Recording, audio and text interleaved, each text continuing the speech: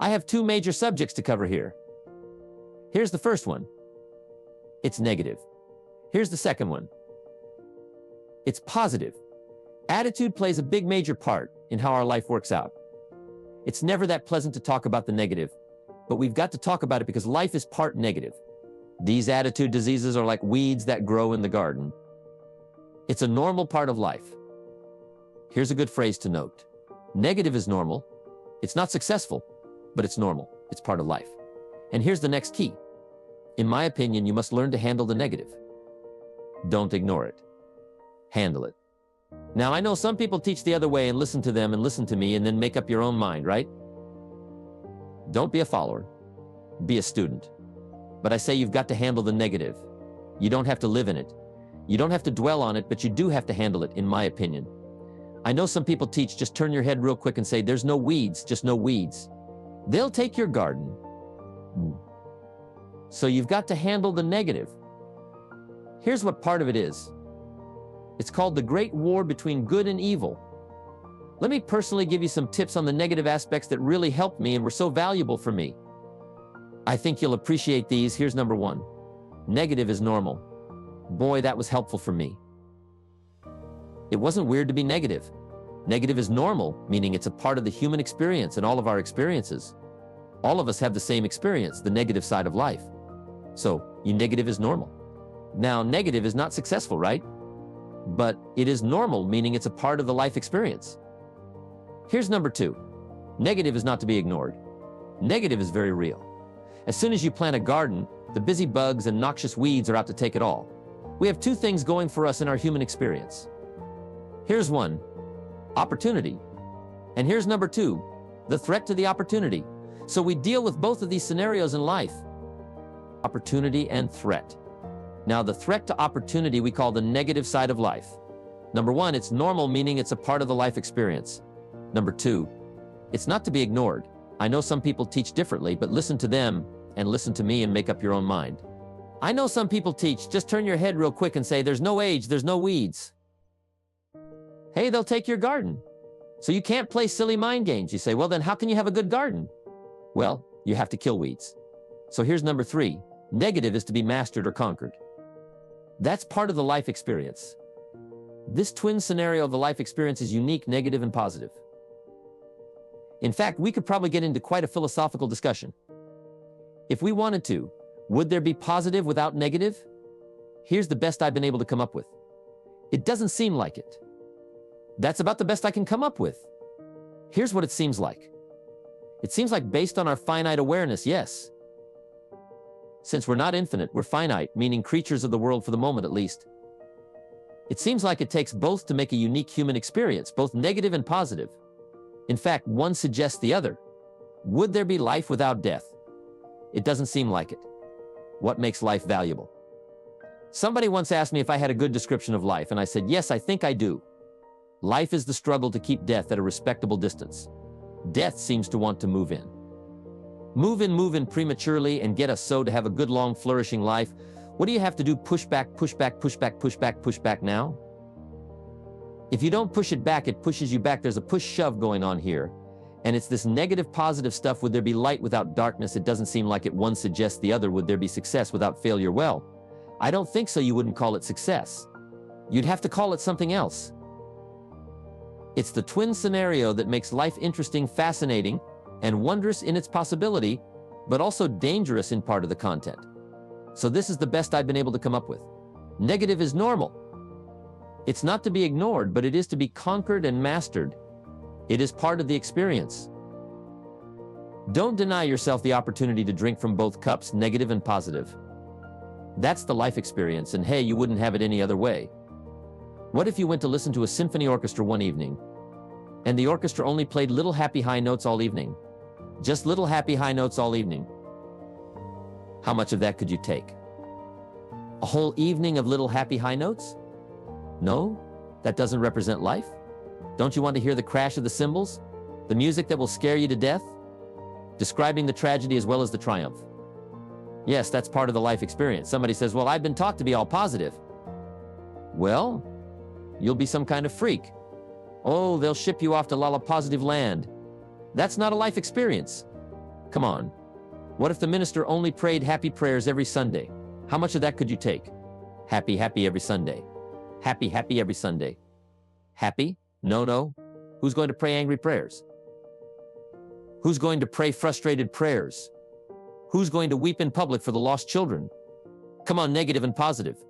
In fact, in one sweep of one sentence, ancient script says it best. There's a time to laugh, of course. And once you've learned to laugh, just keep on laughing. No, there's a time to cry. And you've got to be so sophisticated and well-educated that you don't laugh when it's time to cry. Come on. Another writer said, rejoice with those who rejoice. But that's not the end of it. It also says, weep with those who weep. You don't laugh when somebody's weeping. You see, if you can't find and think of something to cry about when somebody's crying, you've got to drink from both cups. Negative is part of the life experience. But here's what pessimism tries to do. It tries to make you believe that it's only half empty.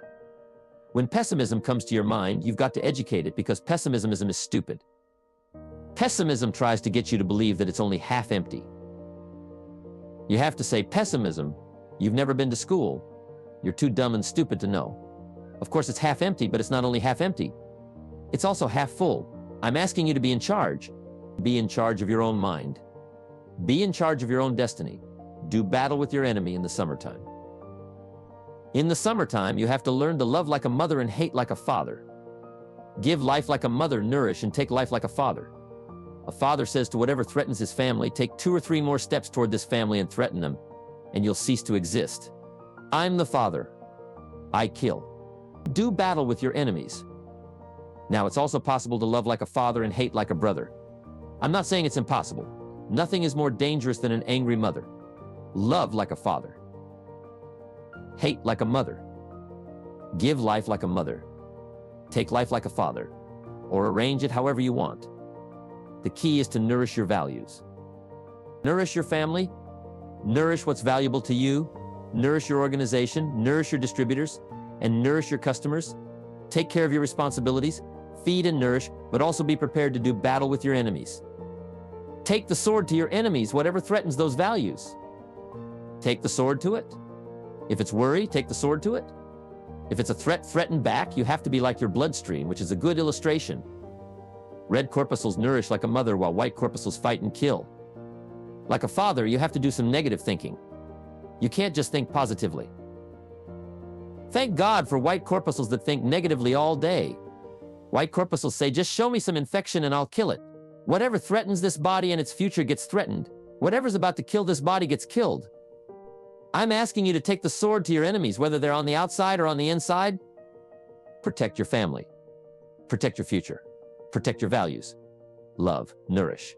But also do battle with whatever's out there to do battle with you. Take some courage from those who have been through the battle. They've given you their stories on stage. They've been through it and know what it's all about. Take some courage from that. And in the summer, do battle. There wouldn't be positive without negative. It's part of the life scenario. Ancient scripture says it best. There's a time to laugh and a time to cry. You've got to become so sophisticated and well-educated that you don't laugh when it's time to cry. You've also got to learn to cry. How are you going to identify with others if you don't cry with them?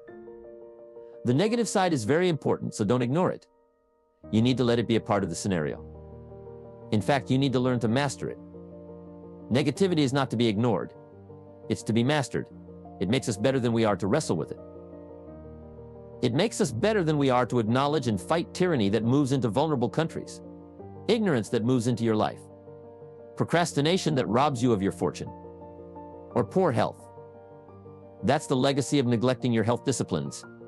You've got to do battle with the enemies, those outside of you, as well as those within. Learn how to handle the negative. Negativity can actually be a powerful force for change. It plays a key role in the day that turns your life around. There are 4 stages to the day that turns your life around, and the first is disgust. Disgust is a negative emotion, but it can have a very positive, motivating effect. Disgust says, I've had it. What an important day that can be. The next stage in a life-changing day is decision. If you sat down today and made a list of changes you've decided to make, that list could furnish enough inspiration for the next 5 or 10 years. What an inspiring day! The day you bring yourself to decide to change your life. The third stage is desire, wanting that change badly enough. Sometimes desire waits for a trigger, waits for something to happen. It may be a movie, a seminar, a sermon, a book, a confrontation with an enemy, or a conversation with a friend who finally levels with you. Whatever the experience, it is so valuable. Here's my best advice. Welcome all experiences. You'll never know which one is going to turn your life around. Don't put up walls. The walls that keep out disappointment also keep out happiness. Take down the walls, go for the experience, and let it teach you. The last stage of a life-changing day is resolve. Resolve says, I will. These are two of the most powerful words in the language. The best definition of resolve I've ever heard came from a junior high school student in Foster City, California. I was addressing her class one day and we were discussing some keywords. I asked the kids, who can tell me what resolve means? Some didn't know the answer and some tried to guess. The last answer I got was the best. This girl out 2 rows back said, I think I know, Mr. John. I think resolve means promising yourself you'll never give up. I said, that's the best definition I've ever heard. She's probably giving her own seminar somewhere today. Promise yourself you'll read the books until your skills change. You'll go to seminars until you get a handle on what they're teaching. You'll practice until you develop the skills. Never give up until you've gotten what you want. Don't miss the chance to grow. Resolve that you'll pay the price until you learn, change, grow, and become what you want to be.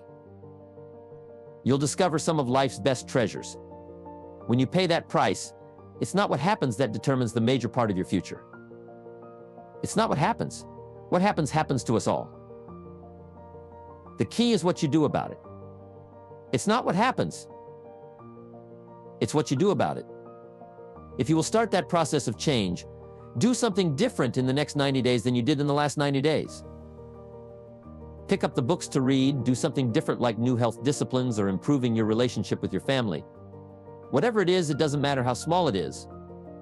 If you'll start doing different things with the same circumstances, since we cannot change the circumstances, but we can change ourselves, you'll see a transformation. We can change what we do. There are 2 phrases I'd like you to ponder for a moment. The first is that life and business are like the changing seasons. That's one of the best ways to illustrate life. It's like the seasons that change. Here's the second phrase. You cannot change the seasons, but you can change yourself. Now, with those 2 key phrases in mind, let's turn to what I consider to be the 4 major lessons in life to learn. The first lesson, learn how to handle the winters. Winters come regularly, right after autumn. Some are long, some are short, some are difficult, and some are easy, but they always come right after autumn. That is never going to change. There are all kinds of winters.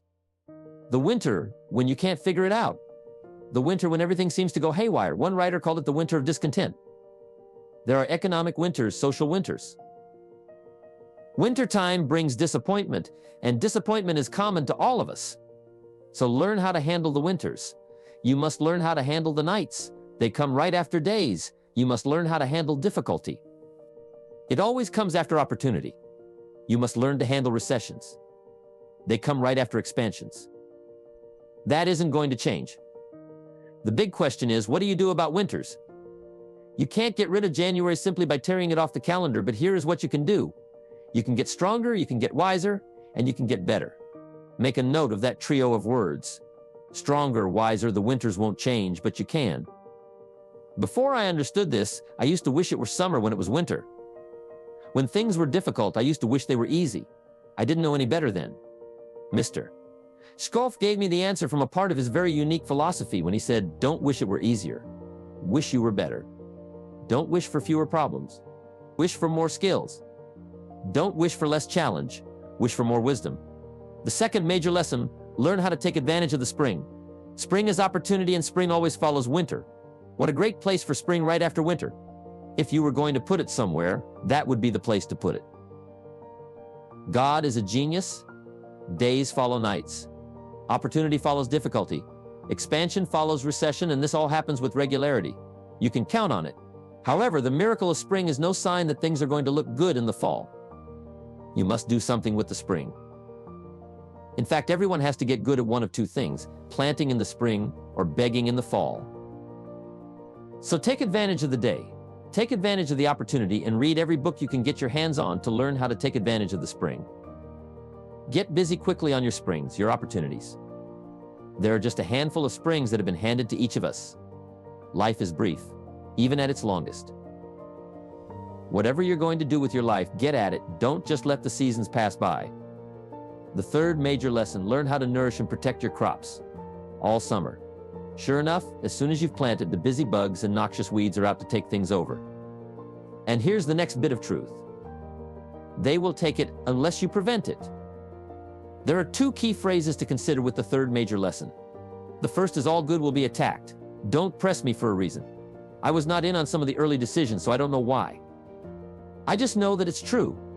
Let reality be your best beginning. Every garden will be invaded. The second phrase is all values must be defended. Social values, political values, friendship values, business values, all must be defended. Every garden must be tended all summer. If you don't develop this skill, you'll never wind up with anything of value. The fourth major lesson, learn how to reap in the fall without complaint. Take full responsibility for what happens to you. One of the highest forms of human maturity is accepting full responsibility. Learn how to reap in the fall without apology.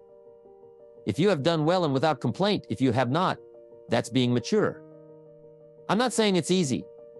I'm saying it's the best way to be. The seasons don't work for you or against you. They just are what they are. They are guaranteed to come every year, bringing both the positive and the negative. So it's up to you to remember the four major lessons in life, prepare for them, and make the most of everything they offer.